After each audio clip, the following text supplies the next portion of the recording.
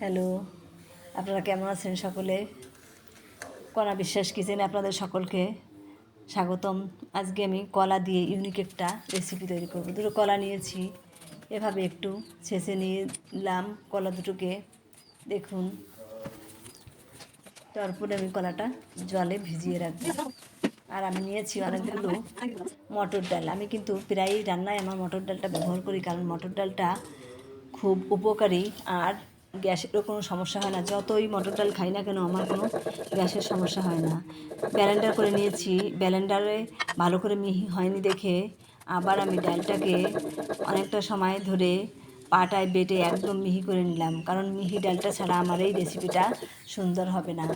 আপনারা সত্যি একবার এইভাবে রেসিপিটা খেয়ে দেখলেই বুঝতে পারবেন যে কাঁচকলা বোঝাই যায়নি। কিন্তু আমার বর কিন্তু বুঝতেই পারেনি যে এটা কাঁচকলা ছিল। বলেছে নারকেল দিয়ে কী জানি তুমি তৈরি করেছো, কারণ কুচানো কাঁচকলাটা ভিতরে ছিল বড়াটার, তাই বুঝতেই পারেনি যে এটা কাঁচকলা ছিল। দেখুন, কলাটাকে আমি এভাবে কুচিয়ে ভালো করে লবণ আর শুকনো মরিচ দিয়ে একদম চটকিয়ে চটকিয়ে মেখে নেব। তাতে করে যে জলটা আছে ভিতরে, কলার ভিতরে যে জলটা আছে লবণের জন্য বের হয়ে যাবে। এরপরে রঙের জন্য সামান্য একটু হলুদও আমি দিয়ে দেব। তারপরে আমি কলাটাকে ভালো করে চেপে চেপে মেখে ভালো করে চেপে চেপে রসটা বের করে নেব। দেখুন, আপনাদের কিন্তু পুরা আমি রেসিপিটা দেখাচ্ছি। এভাবেই আপনারা অনেকটা সময় ধরে এভাবে চটকে নেবেন আর রসটা এভাবে বের করে নেবেন, তা না হলে কিন্তু একদম ডালের সঙ্গে মিশে যাবে। দেখুন, এভাবে আমি শেপ দিয়ে দিয়েছি বড়ার শেপে। সমস্ত কলাগুলো এভাবে আমি শেপ দিয়ে দিয়েছি যাতে করে অনেকটা হয়, যাতে আমরা তৃপ্তি করে খেতে পারি। অসাধারণ একটা রেসিপি। আপনারা পুরো ভিডিও না দেখলে বুঝতেই পারবেন না যে এত মজার হয়েছে এই ইউনিক রেসিপিটা। দেখুন, সমস্ত কলাগুলোকে আমি এভাবে শেপ আকারে বড়ার শেপে বানিয়ে নিলাম। আর ওই ঝোলটাও কিন্তু, রসটাও কিন্তু আমি, জলটাও মানে কলার চিপড়ানো যে জলটাও কিন্তু আমি রেখে দিয়েছি। দেখুন, এখন আমি যে ডালটা আমি বেটেছিলাম, ডালটার সঙ্গে আমি মেখে নেব। কড়াইতে তেল দিয়ে গরম হতে দিলাম, আর ডালের সঙ্গে আমি হলুদ, লবণ আর সামান্য শুকনো মরিচের গুঁড়া মেখে নিয়েছি। বড়াটায় এই যে বড়াটা আমি তৈরি করি প্রায় রান্নায় আমার দেখতে পারবেন। আপনারা যদি আমার কণা বিশ্বাস কিচেনে ঢোকেন দেখতেই পারবেন যে মটর ডালের বড়া দিয়ে মাছ তৈরি করে করে আমি সমস্ত তরকারিগুলো রান্না করছি, কারণ এখন আমাদের নিরামিষ সময় চলছে। ওই মটর ডালটাই আমার মনে হচ্ছে যে একদম মাছ। সত্যি মটর ডালটা যে এত স্বাদী, নিরামিষ সময় না হলে আমি বুঝতেই পারতাম না। সমস্ত কচুর ডাঁটা, কলমি শাক দিয়ে এত সুন্দর করে আমি রান্না করছি, আর খেয়েও যে কী তৃপ্তি পাচ্ছি আমি। আমার বর কখনোই বলছেই না যে নিরামিষ চলছে আমাদের। সত্যি অসাধারণ খাবার হচ্ছে মটর ডালের জন্য। মটর ডালটা এত সুস্বাদু। আপনারা মুগ ডাল বাদ দিয়েও মাঝে মধ্যে মটর ডাল খেতে পারেন, অনেক মজার কিন্তু এই ডালটা। দেখুন, এভাবে কলার উপরে নিচে করে এভাবে লাগিয়ে লাগিয়ে সমস্ত বড়াগুলো কিন্তু আমি তৈরি করে নিলাম। একদম লাল লাল করে বড়াগুলো ভেজে নেবেন, আর একটা বড়াও কিন্তু আমার ভাঙবে না, কারণ কলাটার থেকে আমি সমস্ত জল একদম চেপে চেপে বের করে দিয়েছি, তাই একটা বড়াও কিন্তু আমার ভাঙেনি। দেখুন, সমস্ত বড়াগুলো কিন্তু আমার হয়ে গিয়েছে। সব বড়াগুলো আমি এভাবে নামিয়ে নিলাম।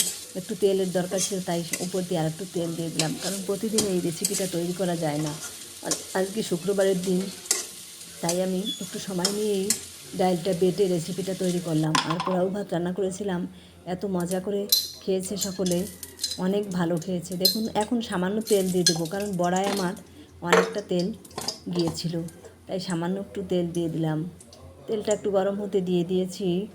তেলটা গরম হচ্ছে, আর এদিকে আমি তেলে ফোড়ন দেবো সামান্য জিরে। কিন্তু সামান্য জিরে ফোড়ন দিয়েই আমি এই গ্রেভিটা তৈরি করে নেব, আর সামান্য একটু মশলা দেব। দেখুন, এখন আমি জিরেটা দিয়ে দেব। জিরেটা যখন একটু ফুটে উঠবে, জিরে ফুটে ওঠার পরে আগে যে জলটা আমি কলাটা চেপে চেপে রেখেছিলাম ওই জলটাই জিরের ভিতর দিয়ে দিলাম। দেখুন, জিরের ভিতরে জলটা দিয়ে দিয়েছি। এরপরে আমি সামান্য মশলা ব্যবহার করব। দেখুন, শুকনো মরিচ দিচ্ছি, আর দেব শুকনো মরিচের পরে হলুদ লবণ দিয়ে একটু সময় কষিয়ে নেব। এখন আমার কিন্তু একটু সময় লাগবে, কারণ একটু ভালো করে কষাতে হবে মশলাটা, তা না হলে কিন্তু তরকারিটা ভালো লাগবে না। হলুদ লবণ আর শুকনো মরিচ দিয়ে দিয়েছি। এখন দিয়ে দিলাম একটু জিরে গুঁড়া। আমার সমস্ত মশলা কিন্তু নিজের হাতেই ব্লেন্ডার করা। দেখুন, জিরা গুঁড়া দিয়ে কিছুটা সময় মশলাটা কিন্তু আমার কষাতে হবে। কষানো মশলা একটু বেশি সময় না কষালে কিন্তু আমার তরকারিটা ভালো লাগবে না। গাঢ় হয়ে গিয়েছে, আস্তে আস্তে একটু সময় কষাতে হবে। আপনারা কাঁচকলা দিয়ে এভাবে কাঁচকলা কুচিয়ে, আমি দেখি ইউটিউবে যে এভাবে কাঁচকলার রেসিপি তৈরি হয়েছে। নতুন রেসিপিটা আপনারা একবার খেয়ে দেখতে পারেন, আর আমার নতুন চ্যানেলটা একবার সাবস্ক্রাইব করতে পারেন। আপনাদের তো সমস্যা জানি না, আমি কোনো সমস্যা তো আপনাদের হওয়ার কথা না, একবার সাবস্ক্রাইব একটু চাপ দিয়ে দিলে। তাহলে কী সমস্যা হয় আমি বলতে পারি না। আমার মাঝে মধ্যেই সাবস্ক্রাইব হচ্ছে, আবার মাঝে মধ্যে আনসাবস্ক্রাইব করে দিচ্ছে। আমার কোন বন্ধুরা জানি না আমি। দেখুন, মশলাটা কিন্তু ফুটে উঠেছে। এখন জল দিয়ে দিলাম। অনেকটা জল আমি দিয়ে দিয়েছিলাম, কিন্তু আমার বড়ায় জলটা টেনে নিয়ে গিয়েছে। দেখুন, অনেকটা জল কিন্তু হয়েছে। এখন জলটা একটু ফুটবে, 2-3 মিনিট ধরেন জলটাকে আমার ফুটাতে হবে আস্তে আস্তে। এভাবে জলটা যখন ফুটে উঠবে, তখন আমি কয়েকটা বড়া আমি রেখে দেবো এমনিতে খাওয়ার জন্য, আর কয়েকটা দিয়ে দেব জলের ভিতরে। দেখুন, জালটা এখনও ফুটে ওঠেনি। জালটা ফুটে না উঠলে কিন্তু বড়াগুলো দেওয়া যাবে না। সম্পূর্ণ ভিডিওটাই কিন্তু আমি আজকে আপনাদের দেখালাম, কারণ এর ভিতর কোনো কৃত্রিমতা নেই। পুরো ভিডিওটা দেখিয়েছি। আমি শর্ট ভিডিও ছাড়ি, কিন্তু আজকে যেহেতু বড় ভিডিও ছাড়লাম, তাই সমস্ত ভিডিওটাই আপনাদের আমি দেখিয়ে দিলাম। এখন বড়াগুলো আস্তে আস্তে দিয়ে দেবো, যাতে ঝোলটা না ছিটে যায়। আস্তে আস্তে করে আমি বড়াগুলো দিয়ে দিলাম, যাতে আমার গায়ে না যায় তরকারির ঝোলটা। দেখুন, বড়াগুলো এভাবে দিয়ে দিয়েছি। আর যে বড়াটা একটু বেশি কড়া আছে, সেই বড়া 4টে আমি রেখে দেবো, আমরা যেহেতু 4 জন। বড়াগুলো দেওয়ার পরেই দেখুন যে প্রায় ঝোলটা কিন্তু মনে হচ্ছে যে রসটা ওদের ভিতর ঢুকিয়ে নিচ্ছে। হয়ে গিয়েছে। চেহারাটা কী সুন্দর হয়েছে, মনে হচ্ছে আস্ত একটা হাঁসের ডিম রান্না করেছি আমি। খাওয়ার সময়ই এমনই মনে হয়েছে কিন্তু আমার। দেখুন, এই 4টা আমি রেখে দিয়েছি গরম ভাতে খাওয়ার জন্য। এখন মাত্র 2 মিনিট রান্না করে নেব।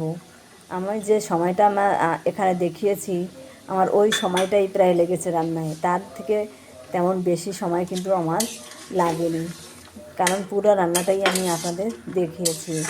দেখুন, এখন কিন্তু হয়ে গিয়েছে। এই প্লেটে করেই কিন্তু আমি নামিয়ে নেব। একদম সুন্দর কালার হয়েছে কিন্তু কড়াইতে। সামান্য একটু গরম মশলার গুঁড়া দিয়ে এখন আমি নামিয়ে নেব। গরম মশলাটাও কিন্তু আমার ব্লেন্ডার করে রাখা, আমার বাসায় ব্লেন্ডার করে আমি চালনি দিয়ে সমস্ত মশলাগুলো চেলে রাখি, যাতে কোনো কণা পরিমাণ বড় না থাকে। গরম মশলার ভিতর এলাচ, দারচিনি, লবঙ্গ, গোলমরিচ সব কিছু দিয়েই কিন্তু আমার গুঁড়া করা, শুধু কিন্তু ডালটা না। দেখুন, পুরো ফুটে উঠেছে। এখন একটু দেখে নিলাম যে লবণ হলুদ কতটা হয়েছে। এরপরে সামান্য একটু গরম মশলার গুঁড়া দিয়ে দিলাম। এরপরে আমি তরকারিটা কিন্তু ওই প্লেটে করেই নামিয়ে নেব, পরে পরিবেশন করার পালা। এখন একটু ঝোলা ঝোলা ছিল, কিন্তু পরে লাস্টে কিন্তু আমার আর একটুও ঝোল ছিল না। দেখুন, এখন আমি ওই প্লেটেই একটা একটা করে নামিয়ে নিয়েছি। একসঙ্গে নামাতে গেলে ভেঙে যেতে পারে, তাই আমি একটা একটা করে এইভাবে প্লেটে করে নামিয়ে নিলাম। দেখুন, সমস্ত রান্নাটা কেমন কালার হয়েছে, অনেক ভালো হয়েছে। ধন্যবাদ সকলকে, ভালো থাকবেন।